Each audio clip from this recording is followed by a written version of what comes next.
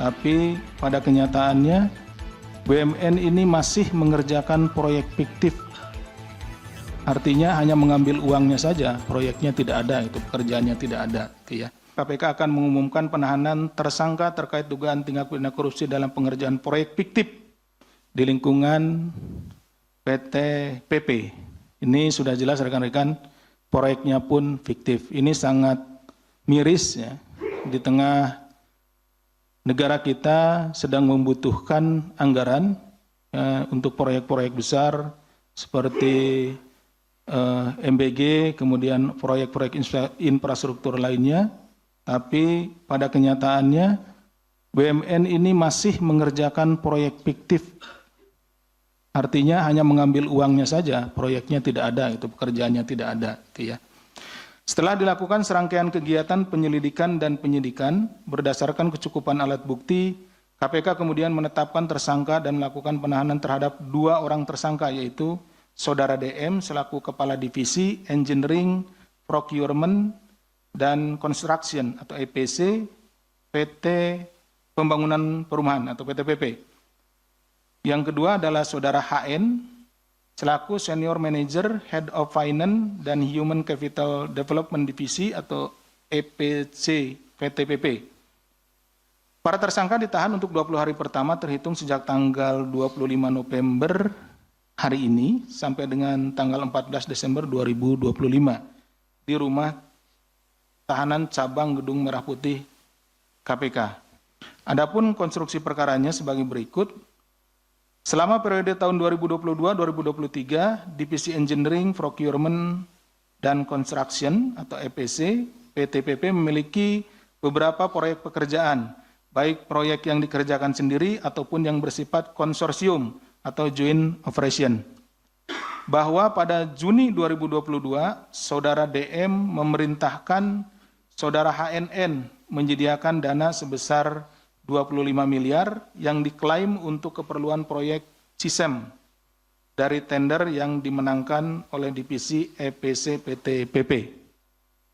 Agar pengeluaran terlihat wajar, ya, terjadi pengaturan penggunaan vendor atas nama PT AW dengan menggunakan nama Saudara EP dan Saudara FH selaku office boy untuk dibuatkan dokumen purchase order beserta tagihan fiktif dan validasi atas dokumen pembayaran tersebut. Jadi dibuatkanlah atau dilengkapi dokumen-dokumennya gitu ya.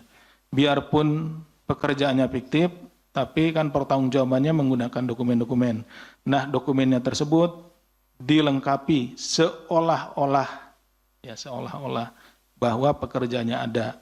Nah, ini itulah pentingnya turun ke bawah dilakukan pengecekan, karena bisa saja kalau hanya berdasarkan dokumen pengendaliannya atau pengecekannya, pekerjaannya tidak ada. Ya, seperti itu. Setelah dana dibayarkan kepada masing-masing vendor fiktif, DM dan HNN menerima dana pencairan dari vendor fiktif tersebut melalui stafnya dalam bentuk falas. Mungkin ini karena uangnya jumlahnya besar ya. Kalau falas bisa diringkas menjadi lebih sedikit gitu ya. Artinya lebih kalau nilai dalam rupiahnya ya sama gitu, tetapi kan kalau ditukarkan ke falas bisa lebih sedikit. Selain menggunakan vendor fiktif atas nama korporasi dan perseorangan, terdapat vendor fiktif lainnya pada beberapa proyek pekerjaan lain atas nama Saudara KYD selaku driver, Saudara APR selaku office boy, dan Saudara KUR selaku staf keuangan Divisi EPC PTPP dengan nilai proyek 10,8 miliar rupiah. Ini proyeknya fiktif 10 miliaran ya. Perbuatan melawan hukum dengan modus penggunaan vendor fiktif ini kembali dilakukan DM dan HNN secara berulang kali. Ya, jadi di sini perbuatan melawan hukumnya adalah dengan menggunakan modus menggunakan vendor fiktifnya, vendornya tidak ada, gitu ya, seperti itu. Dalam kurun waktu Juni 2022 sampai dengan Maret 2023 terdapat 9 proyek fiktif dengan total mencapai 46,8 miliar rupiah yang dikerjakan oleh divisi EVC PT PP dengan rincian sebagai berikut. 1. Pembangunan pabrik peleburan atau smelter nikel di Kolaka senilai 25,3 miliar rupiah. 2. Pembangunan Mines of Bahodopi Blok 2 dan 3 di Morowali senilai 10,8 miliar rupiah. Ketiga, pembangunan Sulut 1 Coal Fired Steam Power Plant di Manado senilai 4 miliar rupiah. Keempat, PSPP Port Said di Timika, Papua senilai 1,6 miliar rupiah. Kelima, Mobile Power Plant atau MPP paket 7 di Nabire, Ternate, Bontang, dan Labuan Bajo senilai 607 juta rupiah. Keenam, Mobile Power Plant MPP paket 8 di Jayapura dan Kendari senilai 986 juta rupiah. Ketujuh, PLTMG Bangkanai di Kalimantan Tengah senilai 2 miliar. Kedelapan, Manyar Power Line di Gresik, Jawa Timur senilai 1 miliar rupiah. Dan kesembilan, divisi EPC senilai 504 juta rupiah.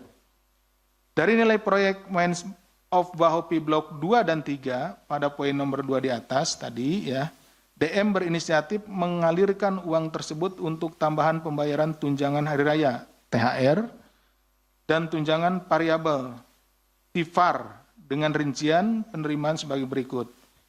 1. Saudara KUR sebesar 7,5 miliar dan 2. Saudara APR sebesar 3,3 miliar.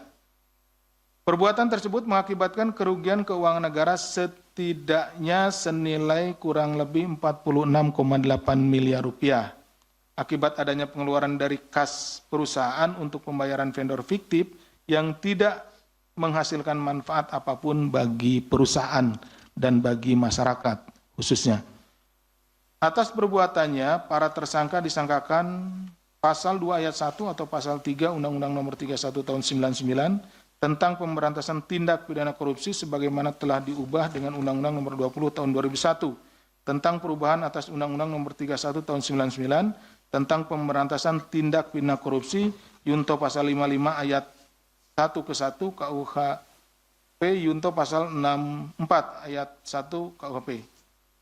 Demikian yang bisa kami sampaikan. Terima kasih atas perhatiannya.